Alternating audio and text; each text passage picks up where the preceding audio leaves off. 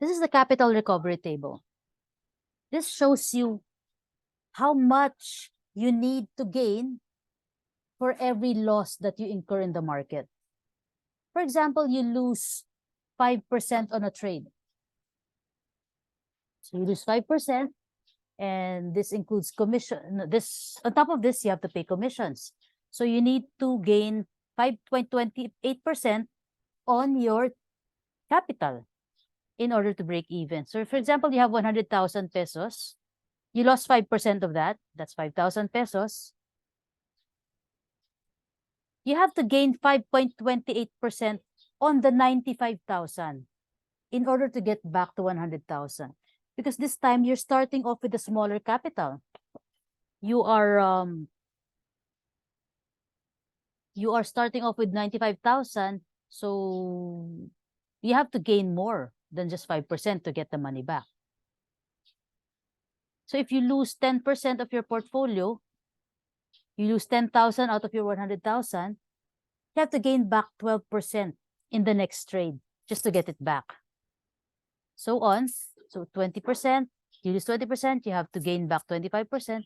If you lose half of your portfolio, for example, you lose 50,000 pesos on a portfolio that started with 100,000, you have to earn twice of 50,000 just to get back to where you were from.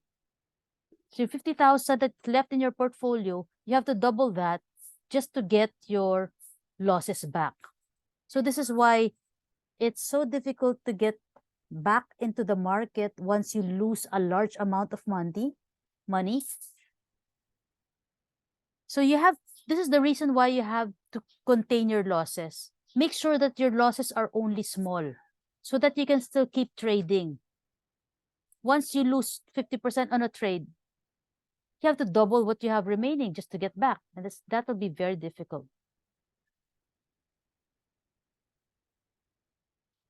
So what we want is to compound our capital and not our losses. Positive expectancy means you want to be able to expect a positive portfolio by protecting your capital. So you want to look for low risk and high reward setups.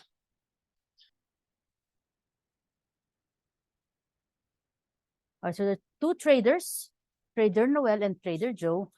Compounding means once your capital gains profits, you use that same profit and add it to the capital and use everything for another trade. Whereas when you do not compound, you just use 100,000 the first time, and then the next time you trade, you just use 100,000 as well. So you do not touch the profits. You just leave it inside your portfolio. So what happened to their trades? As I said earlier, they trade the same things every time, same entry and same exit and same number of shares. So Trader Noel does not compound his earnings or his portfolio. He started out with 100,000. He earned 30% on a trade. So the profit is at 30,000. He now has 130,000 in his portfolio. And then in the next trade, he used 100,000 only. He did not use the 30,000. He left it in his portfolio. He used the 100,000 on a trade, and he lost 20%. So minus 20,000. Now he has 110,000 in his portfolio. He did a trade again using only 100,000. He earned 30%. Now his balance is 140,000. So he used 100,000, lost 20%. So minus 30,000. So now he's left with the 150,000.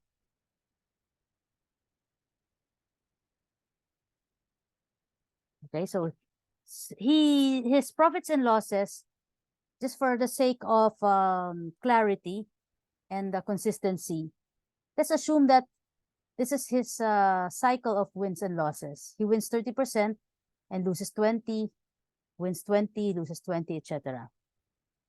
So next, we have Trader Joe. Every time Trader Joe wins in the stock market, he puts the money back into the market and he trades with the total amount of money in his portfolio. In other words, he always uses everything in his portfolio. So the first trade, both him and Trader Noel earned 30%. So they end up with 130,000 each. And the second trade, Joe used the entire 130,000 on a trade and he lost 20%. So minus 26,000, he's left with 104,000 in his portfolio. He trades again. He uses the entire 104,000. He earns 30%. And he's left with 135,200 in his portfolio. So let's assume that they have the same profits and losses because they enter and exit at the same time. The only difference is the amount that they put into the stock. So in effect, there are times when Trader Joe ends up with more shares. There are times when Noel ends up with more shares with the amount of capital that's left in the portfolio. But most of the time, Trader Joe ends up buying more shares because Noel only trades 100,000 every time.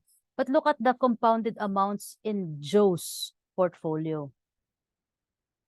After 100,000, the rest of the trades, his portfolio never went back to 100,000. So he always has more shares to trade. So in the end, the result will surprise you. But in the end, after all these trades, 20 trades in all, Trader Noel ends up with 190,000 and Trader Joe only ends up with 142,000. So it seemed like Trader Joe is actually winning because he puts everything in the market all the time. But because Trader Noel does not touch his earnings and only uses the 100,000 capital all the time, his losses are also reduced. Even if his wins are not as high as Joe, his losses are much lower. And again, like we said in the table, the compounding table, when you lose a certain amount of money, the amount of the money that you have, or the amount of percentage that you have to earn back to make up for that is higher. So Trader Noel ends up with a better portfolio without compounding his initial capital.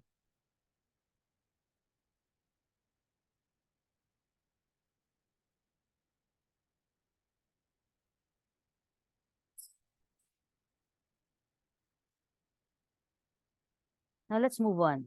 What is the risk to reward ratio?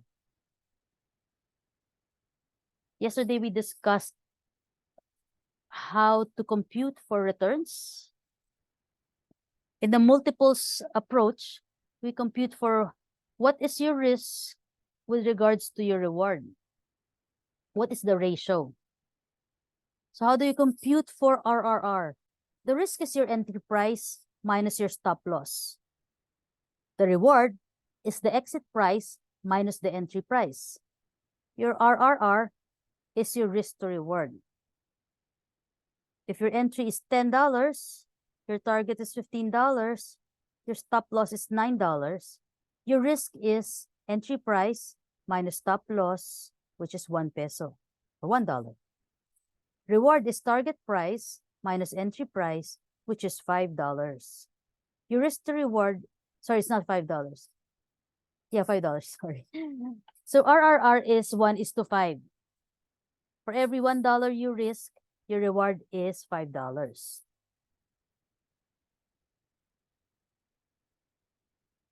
Now, hit rate is the number of wins over the total number of trades. It's like your batting average. For example, you have 10 trades and you earn in 3 of them. you lose money in 7, then that would be 3 over 10. Your hit rate is 30%. Okay. If your number of wins is 7 and your total number of trades is 10, then your hit rate is 70%. Now, I'd like to show you the net gain and loss at various RRR with fixed hit rate of 30%. Now, the fixed hit rate of 30% means that you only win or you only earn on 3 of your 10 trades. That's not a bad average, even if it looks bad. Even if you win only 3 times every 10 times you trade, you're not necessarily going to lose money this way because it all boils down to how you combine your risk and reward ratio with your hit rate. Here's an example. For example, you have a capital of $10. Your hit rate is 30%. So you only win 3 times out of 10 times, and you lose 7 times out of 10 times. So for every win, you win $3. For every loss, you lose $7. So 1:1. If your risk to reward is 1:1, for example, if you buy shares for $5, you expect to sell it for $10. Your risk is $5. Your reward is also $5, right? So it's a 1:1. For example, here, if your risk is $1 and your reward is $1, so you have a 1:1 RRR, your net earnings is negative $4. Because you only win 3 out of 10 times.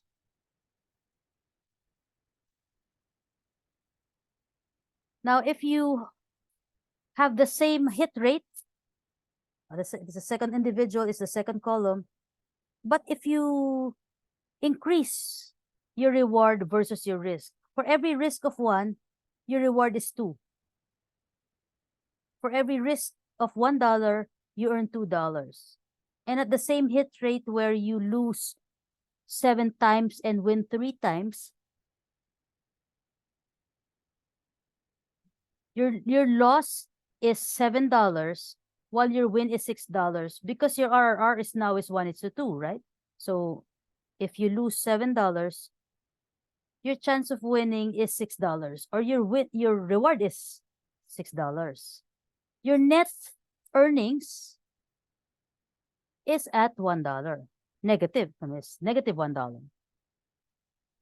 Now, if you have your person number 3 in column 3, the same scenario of hit rate, same capital at $10, but your risk to reward is much better, where every risk of $1 earns you $3. So you will win $9 and then a loss of $7. Same hit rate, same hit rate. So 30% of the time you win, 70% of the time you lose. So for the 3 times that you won, it's 3 times 3, you have 9. You lose once, that's 7. So the next is if you have a risk to reward of 1:4, you end up with a net of $5. And then you end up with a net of $8 if your risk to reward is 1:5. So this table shows you that even if you do not win often in the market, you only win or you're only right 3 times out of 10 times, you can still make money if you have a good risk to reward ratio. Yeah, you're a new trader. You're not used to trading. You win some, you lose some. As long as you prepare your trades in a way that your risk is much lower than your reward, then you still win in the market.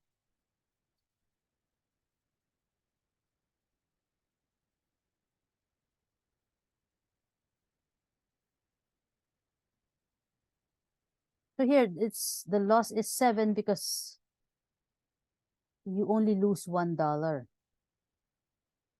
Now, looking at it another way, what if you have different hit rates, but the risk reward is all 1:3? If everybody's risk reward is 1:3, and then you change the hit rate. This first trader at the first column earns or wins 1 time out of the 10 times he trades.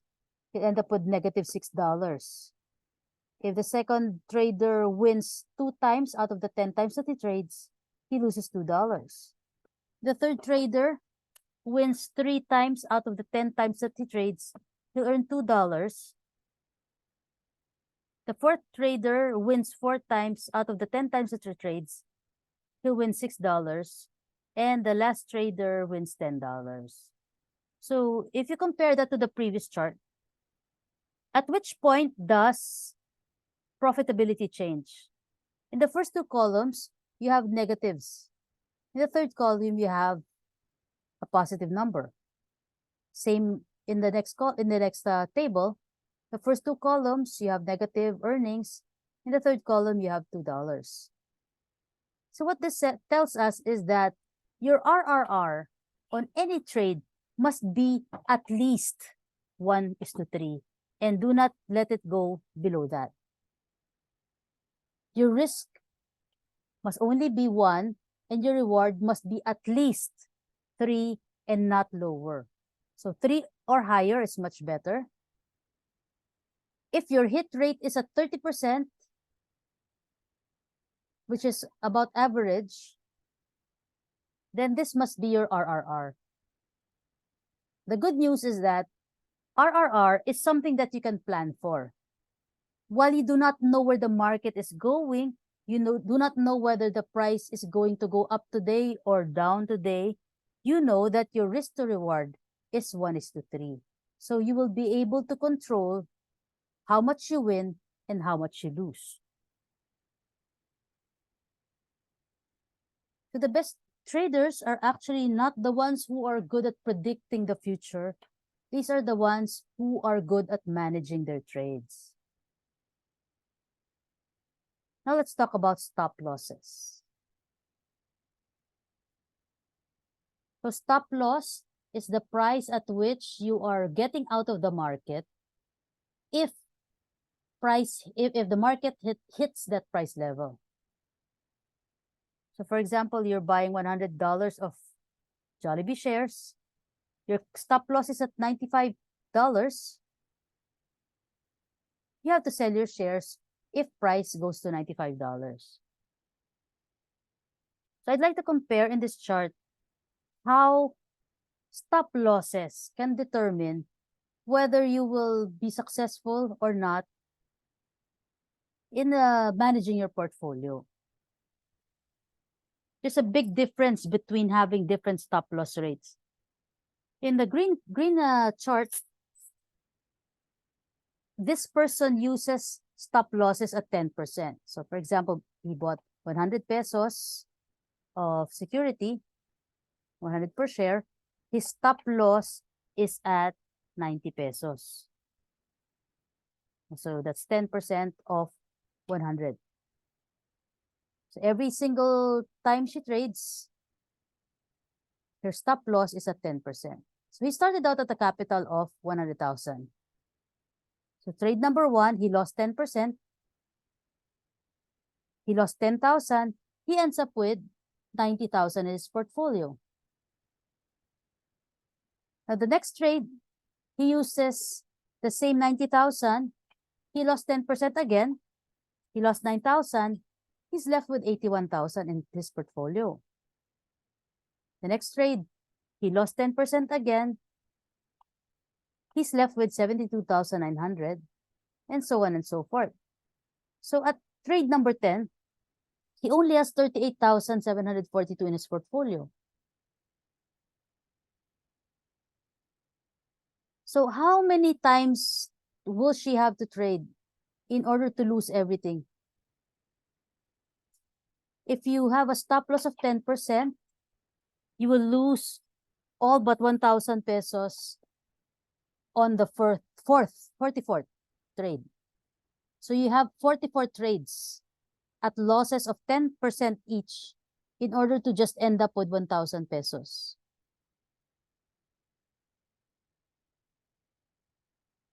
So you're broke after 44 trades. Now, trader B with a blue column uses a stop loss of 5%. His capital is 100,000. The first loss is 5,000. The capital that's left in his portfolio is 95,000. And then he loses 5%. He's left with 90,250. He loses 5% again. He's left with 85,738 and so on. So this trader needs to trade 90 times, all at losses, in order to get to 1,000 pesos. Compare that to the trader who trades with a stop loss at 10%. He has twice as much chances of winning than the guy who uses 10% as a stop loss. Now, what if you use a stop loss of 1%? You have a first trade, you lose 1,000. Second, you lose 990, then you lose 980, etc. At the 10th trade, you still have 91,000. You already lost 10 times. You still have a large amount of it. You still have 90,000. Whereas the first trader only has 38,000 left. Second trader has 63,000. You still have 91,000. So if you're a new trader, you have to be strict about this because you will tend to lose much more than everybody else because you're new to the market. And if you employ good stop losses of at least of 1% of your portfolio, then you will have more chances to trade. The more chances you have to trade, the more experience you gain. The more experience you gain, the better you will be at the trading arena. You'll be a better trader. So in order to get broke, at 1% of stop loss, you have to trade 459 times and lose every single one. I don't know if anybody in the world who's this unlucky who will lose 459 times every single time without winning at least once. So in other words, this set of tables is showing you that stop losses are an important tool in staying in the market. Most of the traders who are still in the market after years and years are not the ones who chase stocks. They're not the ones who go all in. They're the ones who plan their trades. They check out the risk to reward ratio. They check out their stop losses. They only trade what they could trade. They don't have to trade everything in their portfolio. So everything is calculated. So that's a way to stay in the market. You don't have to be in the market all the time. For example, these days, the market is moving sideways. Some stocks are already trending, but the general market is still moving sideways. So if the risk is higher than the reward in the market, as you can see in the indices that we drew yesterday, most have already broken below their uptrend and are moving sideways. You don't have to be in the market all the time. You start trading now and you're excited because you have 1 million in your portfolio. You don't have to spend it all right away. You can spend a little first. Just make sure you have a stop loss. Don't buy and then cross your fingers. Manage your trades. Even if you're a position trader, you still have to follow the 50 EMA line. Even if you say you're what's this, a long-term trader, most of the brokers here do not have stop loss, but I think AAA Equities has stop loss. I don't have an account. I just heard someone saying that, or well, I see it in conversations that AAA Equities has a stop loss. That's why when the market dropped during the COVID, they were promoting their site because they're the only ones who have stop loss features. So check that out. You might want to ask them. AAA Equities, I think. Call doesn't have that. First Metro doesn't have that. Philstock doesn't have that. Because I have these three brokers. Call does not. So once it hits the price, you have to manually do it. Or tell your broker, if you have a traditional broker, tell him to close the position at this point.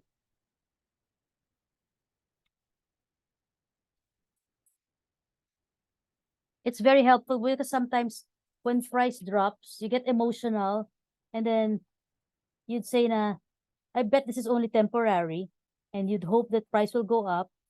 You don't sell, even if your plan was to sell in the first place and it is in your trading plan. When you're in the moment, sometimes trading plans are just ignored because you think that you're right. Price is already losing 10%. You're gonna say, hindi, ano lang yan, it's a temporary thing. And then you go back to your trading plan the day after you realize you didn't follow it.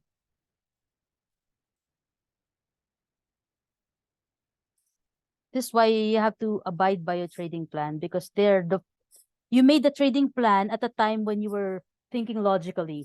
But in the moment when you see that you're losing money, it messes up with your logic. It also messes with your pride. If you think you're right and then you're proven wrong, you tend to say na, no, I'm right. It'll go back. But what if it doesn't? So I compared two traders. These two traders are Trader Mitch and Trader Vicky. So this is the stop loss point of Trader Mitch. So Trader Mitch is a conservative trader. This is her profit loss table. Trader Mitch only trades slow moving stocks, blue chips, stocks that are highly liquid. She cuts her losses to negative 2% every time she trades. She takes profits at 10%, but she cuts her losses at 2%. So both of them compound their portfolio. So both of them started at 100,000. Trader Mitch earned 10% the first time, so she has 110,000. And then she lost 2%. She lost 2,200. She's left with 107,000. And then she won 10% again, 118,000. Then she lost 2%. At the end of 10 trades, she has 115,548 in her portfolio. So her profits are actually only 10% because she does not trade fast-moving stocks. She trades highly liquid stocks, which are index stocks or blue chips, or those that are not as illiquid. So they're low-risk stocks. So see, Trader Vicky has higher profits per trade. Sometimes she earns 25% because she's a high-risk trader. She buys high, sells higher, and trades momentum stocks. And the momentum stocks she trades are the ones that are highly manipulated. These are the ones with low liquidity. Sample for the chart that we saw earlier, the IRC is one of those. ORE is one of those. So she happily trades with large profits. She earned 25% on one trade. So instantly, she has 125,000 in her portfolio. And then the next trade, she lost 10%. Why is it possible for someone to lose 10%? It's because the stock that she chose is a high momentum stock. Remember what happens in a high momentum stock once traders sell down?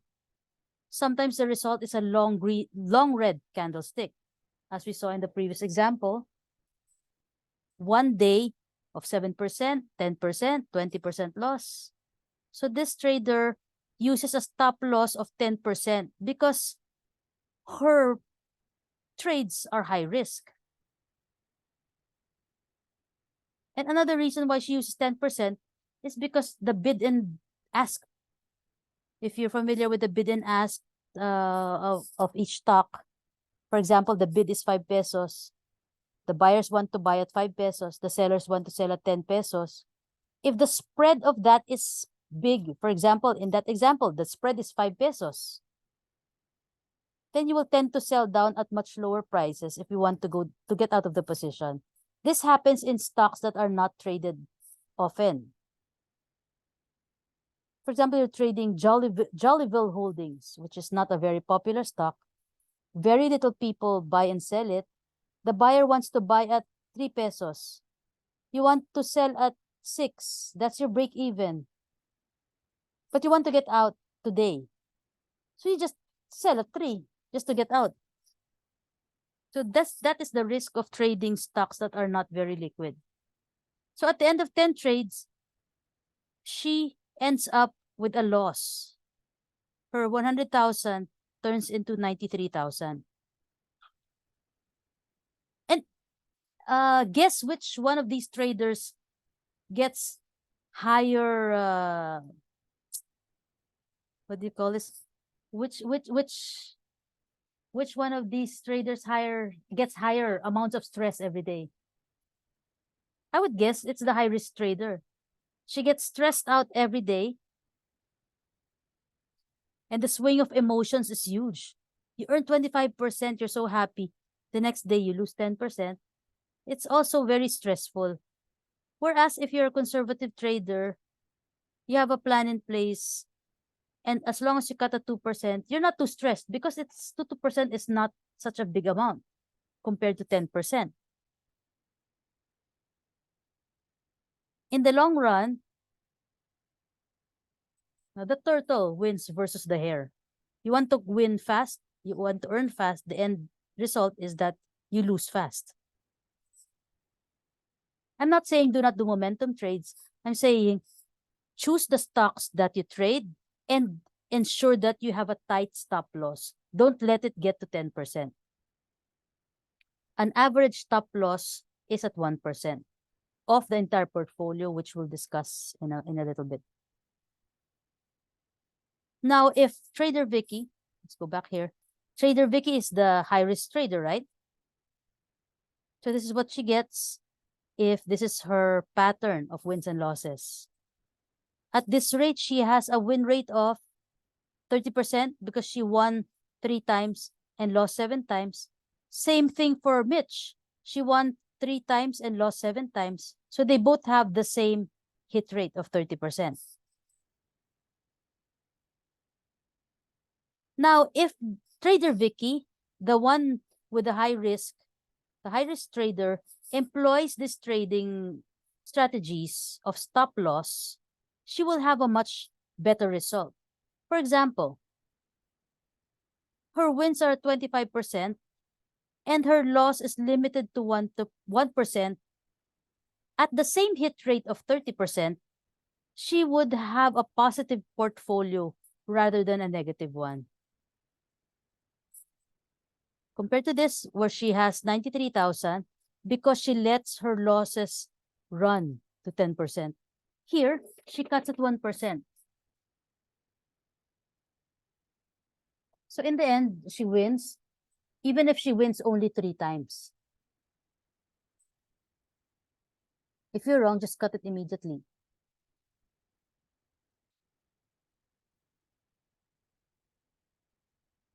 So here are ways in which to cut losses.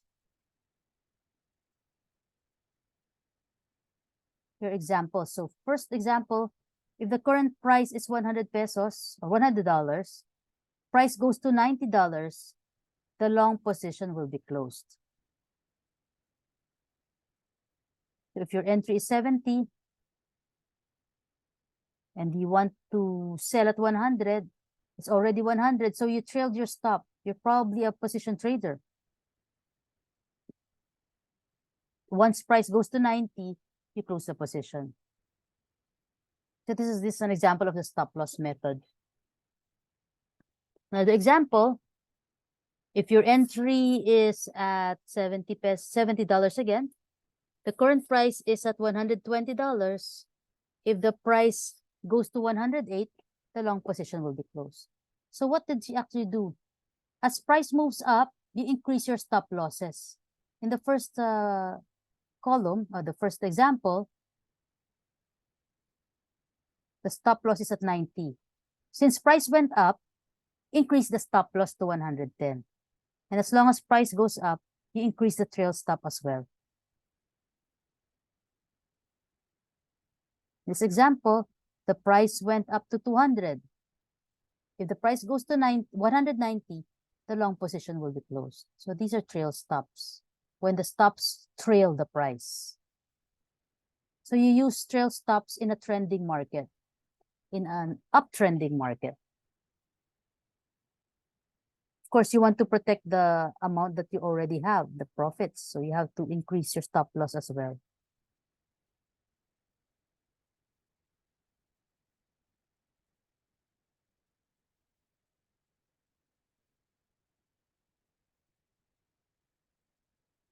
Now, the support as stop loss method. Previously, we talked about how you can increase your stop losses based on the trend of the stock. Stock goes high, you increase your stop loss. So that was the percentage-based method. Because in the previous chart, go back. So you get, you name a percentage. For example, the price $100 now. How many percent below $100 will you cut loss? This is the amount that you're willing to lose in case you are wrong. For example, I'll cut once price goes down 10%. I'll cut at 90 if price goes down. If the price is 100 minus 10%, I'll cut at 90. Price is 120, I'll cut at 10%, so minus $12. So $108. In the next example, in the next method, you actually use supports and resistances. You use horizontal supports and resistances as stop loss. If the current price is 180, and then the next support is far away, it's at 160, because there's a previous stop there, previous resistance that is now support. So you will cut if price breaks that previous support. That previous resistance turns support. The reason people use this is because price can just move sideways in this trading area. If they're willing to wait, this price just might move sideways. They don't want to cut at a 10% drawdown like the percentage-based method. They want to cut if the chart is destroyed, if the uptrend is destroyed.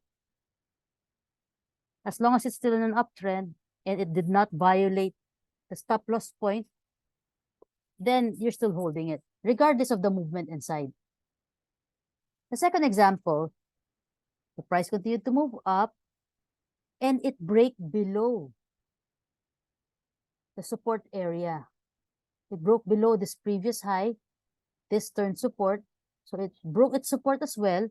So that's when you sell your position. The stop loss was triggered because the support is broken.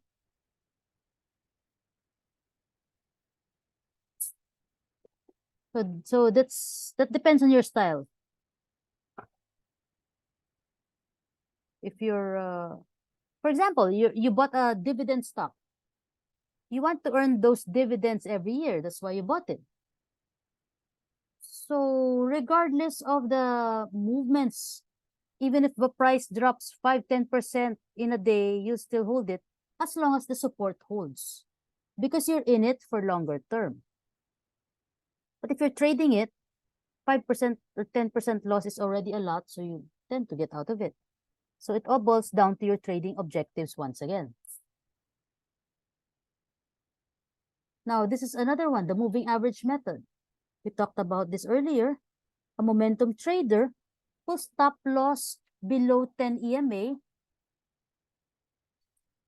So if you're doing the risk to reward ratio, you will base your trade on where the 10 EMA is located.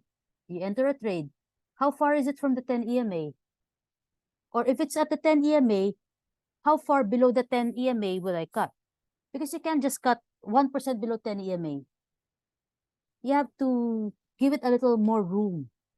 For example, just 1%, the chances are high that it's just an overreaction of the market. So doesn't necessarily have to be that tight.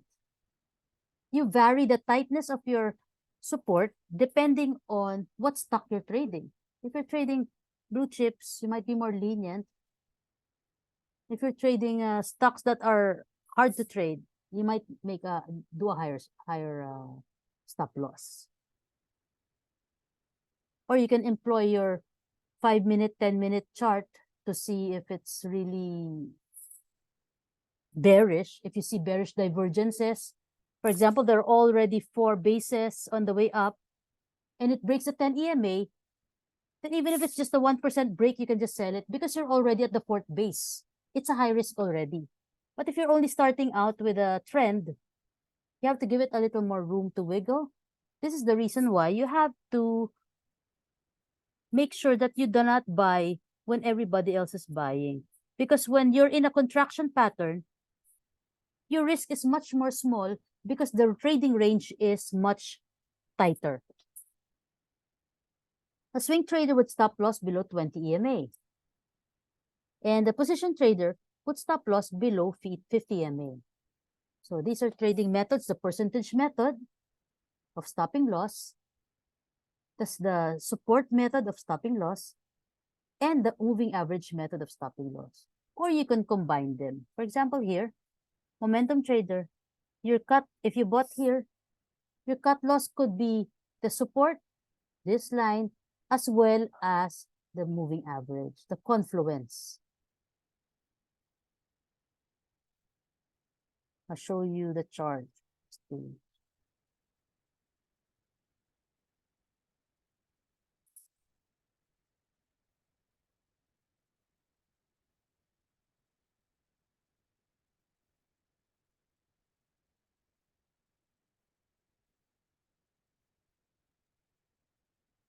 For example, you have,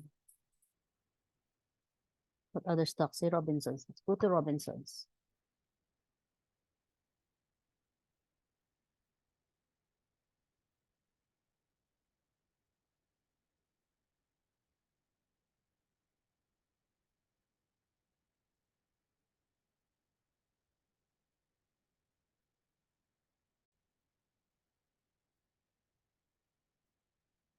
So you have Robinsons, stock price went up. So for example, you bought here. You bought here.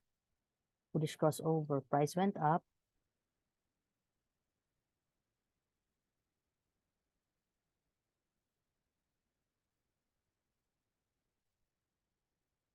Price went up, you're trading your stop.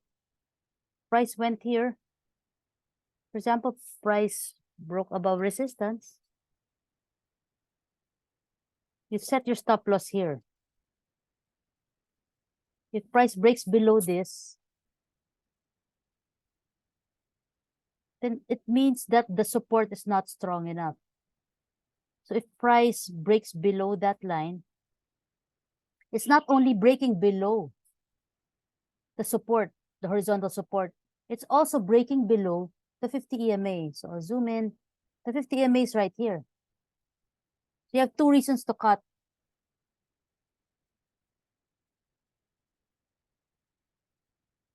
It broke below the 50 EMA, and the support line. If it breaks below, but it didn't break below, it went up. So you're combining two methods at the same time.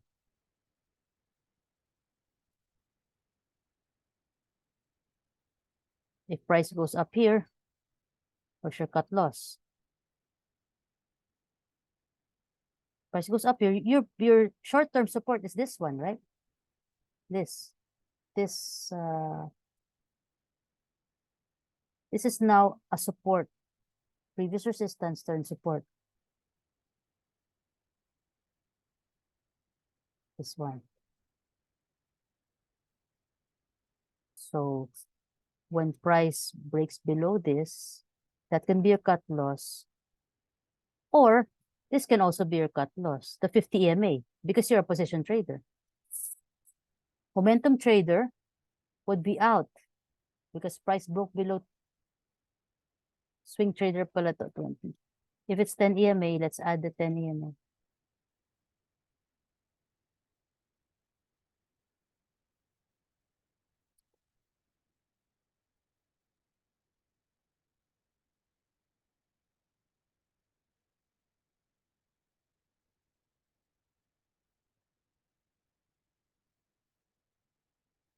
Okay, I'm just adding the 10 EMA.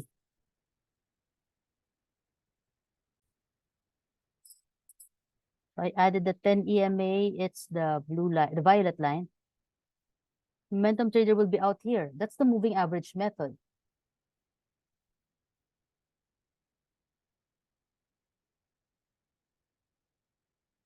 Yeah, so it's thicker. You can see it.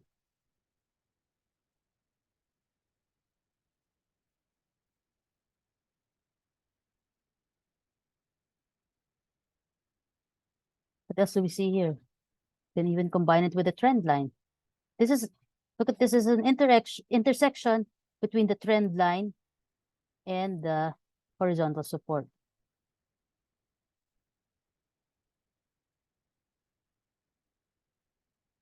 So when price broke below here, momentum traders also already went out. Now, if you're here, you can also use the percentage method. For example, the price is at 25, what's the high of this? 26 pesos. If your stop loss is 10%, you'll be out at 23.40. If price go to 23.40.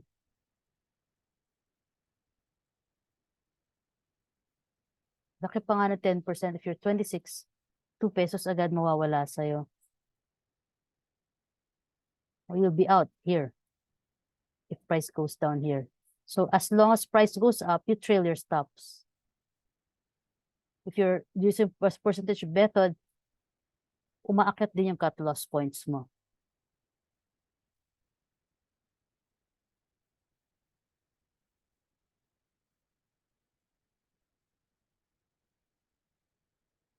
Let's get another one. Let's get Mega World.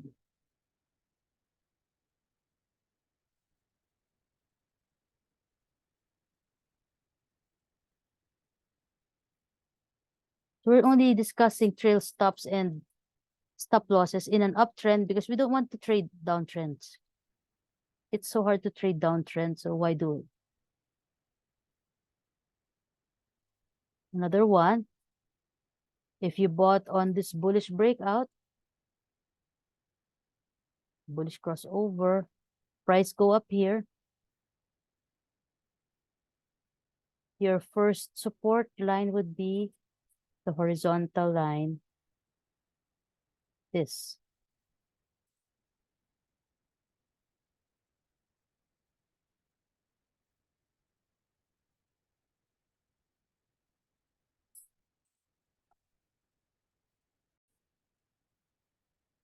All right.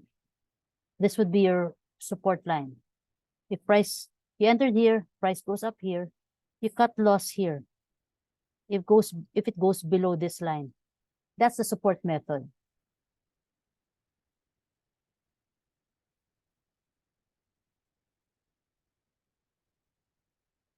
Trail stop is as price goes up, you increase your stop losses as well.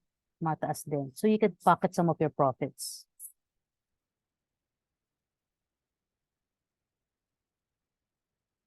All right, moving on. So let's talk about position sizing and value at risk. Position sizing tells you how many shares you can buy with the amount of risk that you are willing to take. Okay, so you're willing to take a risk of 1% of your portfolio. How many shares are you allowed to buy? It is important to size your position because you don't want to have everything in one stock in your portfolio. For example, I'll buy 100% SM, 100% Ayala Land. A trader would have a minimum. You can have one, but do not put all your money in one stock. Do not put all your eggs in one basket. So position size refers to the monetary value of a trading or investment position within a portfolio. Position sizing helps determine the volume of a position to purchase. It also helps traders and investors control risk and maximize returns. So position size tells you how many shares will I buy. Value at risk tells you what is the monetary value that you will risk if you are wrong. The value at risk is computed based on the percentage of portfolio to be invested. So a good VAR percentage is at 1%. So I'll show you an example. For example, your portfolio is 1 million. Your value at risk is 1%. In other words, I will enter this trade, but I will not lose more than 1%.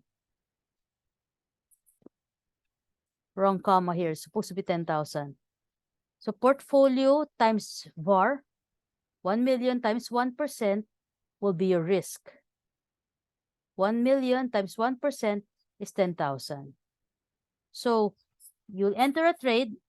If you're wrong about your trade, the amount that you will end up losing is 10,000. So this is, at least it's clear to you that you could lose 10,000. So how do we use this? For example, Trader Ann wants to buy stock A at $10.50. Her stop loss is set at $10.20. She has a portfolio size of $1 million. She wants to risk only 1% of her total portfolio. What is the VAR? What is the position size? So we do 1 million. If you're buying at 10.50, that's your entry price. Stop loss at 10.20. So you're risking 30 cents for every share that you buy. Now, since you only want to lose 1% of your portfolio, which is 10,000. Remember the importance of 1% in the previous slides we talked about stop losses. You only want to lose 1% of your portfolio maximum. So your 10,000 divided by the risk per share, which is 30 cents. So the volume you are allowed to buy is 33,333 shares. That will cost you $350,000. So you're not spending the entire 1 million. You're only buying 33,000 shares because you're only allowed to lose $10,000. So $10,000 divided by the risk per share, you get the number of shares. Now the number of shares, the 33,333, multiply that by your entry price to get the gross amount. So this is the amount that you will use to buy the stock that you want to buy. So the VAR is at $10,000. The position size is 33,000 shares. I rounded it off with a capital requirement of $350,000.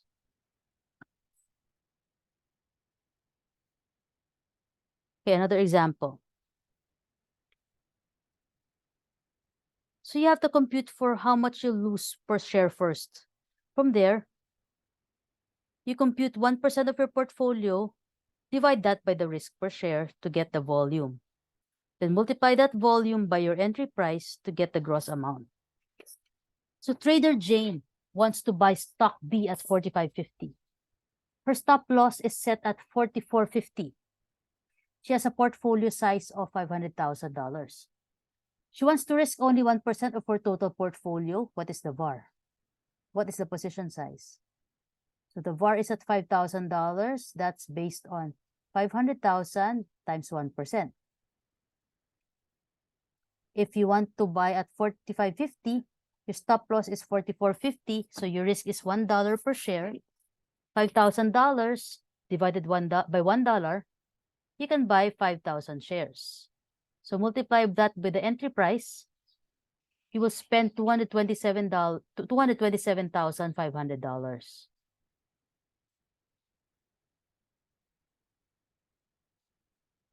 I hope this is clear. Another example. Trader Joey wants to buy stock C at $64. His stop loss is set at $62. He has a portfolio size of $250,000. He wants to risk only 1% of his total portfolio. What is the maximum volume of shares that Trader Joey could buy? Trader Joey will buy a maximum of 1,250 shares of stock C at a total cost of $80,000 in order to risk only $2,500 of his portfolio for this trade. So even if you're just talking 1%, it's a big amount. It's a big amount to lose on your portfolio.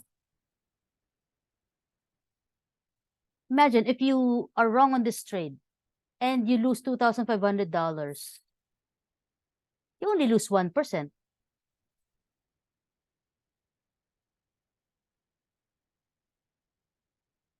So this will allow you to make as many trades as you can, because if you lose 1% all the time, remember our computation, it will take 400 plus trades to lose everything. So that's a lot of chances. You should have learned already how to trade by that time that you reach 400 losses.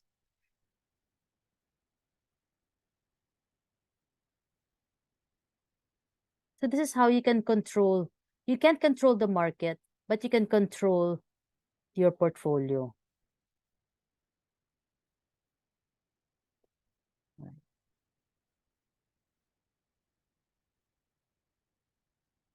Now we go back to Trader Mitch and Trader Vicky. Who will bring higher returns? This is the one we talked about earlier. So good risk manager, only trades stocks with high liquidity, does not win big, but does not lose big either.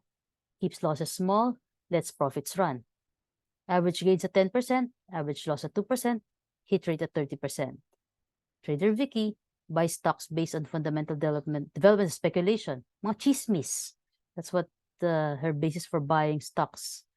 Goes all in on big winners, cuts losses at 10%, average gains of 25%, average loss of 10%, hit rate of 30%.